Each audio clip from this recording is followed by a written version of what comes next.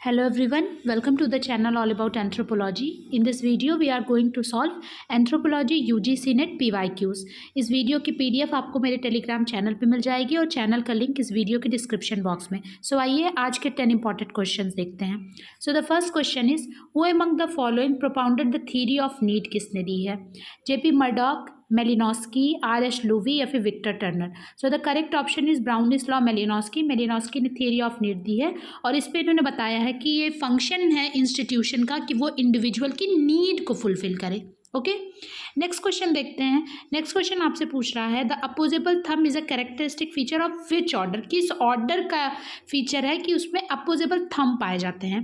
काइरोप्टेरा, Carnivora, रोडेंशिया या फिर primates. So the correct option is option D, that is primates. Primates का एक characteristic feature है कि उसमें अपोजेबल थंब पाए जाते हैं प्राइमेट ऑर्डर में. नेक्स्ट क्वेश्चन देखते हैं.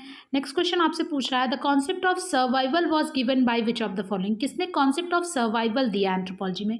Options are A Kroeber, Leslie White, Ralph Linton, E.B. Tylor. So the correct option is option D, that is Tylor. Tylor ने कॉन्सेप्ट ऑफ सर्वाइवल दिया है. ओके, नेक्स्ट क्वेश्चन देखते हैं. Next question एक matching है, list 1 को list 2 से match करना है. सो आइए देखते हैं. इधर agriculture, alloy, composite tools of fire. इधर पीरियड्स हैं palaeolithic, mesolithic, neolithic and chalcolithic. So आइए मैच करते हैं. सो एग्रीकल्चर जो है ये फीचर है किसका? नियोलिथिक पीरियड में एग्रीकल्चर. ओके, एलॉय जो है वो पीरियड वो किसका फीचर है? कैल्कोलिथिक पीरियड्स में एलॉय बना मिलते हैं. कंपोजिट टूल्स जो है वो किसका फीचर है? मिजोलिथिक पीरियड्स में, क्योंकि मिजोलिथिक पीरियड्स में हमें पता है कि जो टूल्स थे वो कैसे थे? माइक्रोलिथ्स से. और माइक्रोलिथ्स होने की वजह से इनको किसी और एक टूल के साथ अटैच किया जाता था और फिर यूज़ किया जाता था. ओके, सो जैसे मान लीजिए कोई एक छोटा सा माइक्रोलिथ है, इसको हमने एक किसी स्टिक के साथ वो कर लिया और इसके बाद इसको यूज़ करते थे हंटिंग में. Okay, next is fire. तो फायर जो है वो पैलियोलिथिक पीरियड का फीचर है, ये हमें पता है. So the correct option is option first. Okay, next question देखते हैं. नेक्स्ट क्वेश्चन आपसे पूछ रहा है which of the following would represent ego's father sister sun.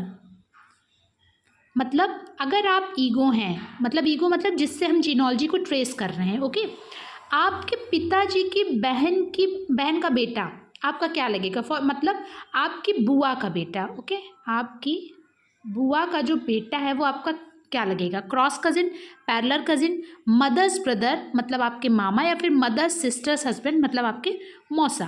Okay, so the correct option is option A, that is cross cousin. Okay, so father's जो हमारी fathers की sister मतलब हमारी जो बुआ का बेटा है वो हमारा क्रॉस कजिन लगेगा. लेकिन अगर यहीं पे आपको कहा जाए कि फादर्स ब्रदर्स सन, सो वो क्या हो जाएगा? आपका पैरेलल कजिन हो जाएगा. ओके, नेक्स्ट क्वेश्चन देखते हैं. Question number 6.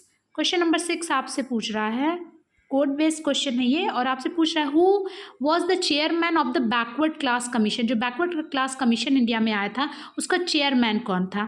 काका कालेकर, वेरियर एल्विन, BP मंडल या फिर BN लोकर. सो आइए करेक्ट ऑप्शन देखते हैं. सो बैकवर्ड क्लास कमीशन जो है काका कालेकर और किससे जुड़ा है? BP मंडल से. ओके, सो काका कालेकर ने जो दिया था बैकवर्ड क्लास कमीशन, इनका 1953 में आया था. और सेकेंड जो बैकवर्ड क्लास कमीशन आया था BP मंडल का, वो आया था 1979 में. तो आप ईयर भी आप नोट कर लीजिए क्योंकि कई बार इसको सीक्वेंस में भी लगाने के लिए आता है. Okay, so the correct option is option A and C. तो आइए देखते हैं option A C, option number A. Okay, next question देखते हैं. नेक्स्ट क्वेश्चन आपसे पूछ रहा है the term culture shock denotes. Culture shock का क्या मतलब है आपसे पूछ रहा है. Options are the mental distress caused by adjustment in a different culture. Second is male anthropologist having problem with interviewing the female informant. Third is the mental distress caused by hazardous fieldwork. Fourth is involves himself in solving people's problem. Okay, मतलब किसी दूसरे की problem solve करने में अगर कोई ज़्यादा involve है तो उसको कल्चर शॉक होगा. सो आइए देखते हैं करेक्ट ऑप्शन क्या होगा, समझते हैं सारे ऑप्शंस को. सो कल्चर शॉक का मतलब क्या होता है पहले मैं आपको सिंपली समझा दूँ. फॉर एग्जाम्पल आप चाइना जाते हैं. ओके, और चाइना में आपको पता है कि वेट इंडस्ट्री है, वहाँ पे लोग हर चीज़, हर तरह के एनिमल्स को खा सकते हैं। वो फ्रॉग भी खा लेंगे और वो स्नेक भी खा सकते हैं। एंड आप मान लीजिए आप वेजिटेरियन हो या फिर आप ऐसे पार्ट से आ रहे हो कि आपने ऐसे लोगों को कभी पहले नहीं देखा है। सो आपको क्या लगेगा, एक आपको वहाँ पे एडजस्ट करने में प्रॉब्लम होगी ना, क्योंकि आप एक डिफरेंट कल्चर से आए हैं और आप जब वहाँ पे वो चीज़ आप नॉर्मली देख रहे हैं तो आपको एक क्या लगेगा, शॉक लगेगा वहाँ के कल्चर का। तो इसी चीज़ को क्या बोलते हैं, कल्चर शॉक बोलते हैं। सो the correct option is option A, that is the mental distress caused by adjustment in a different culture, क्योंकि आपको वहाँ पर एडजस्ट करने में प्रॉब्लम होगी। ओके, सो ये इसी को क्या बोलते हैं, कल्चर शॉक बोलते हैं। जब हम किसी नए कल्चर में कुछ नया एक्सपीरियंस करते हैं जो अभी तक हमने पहले कभी एक्सपीरियंस ना किया हो, तो वही चीज़ कल्चर शॉक हो जाती है।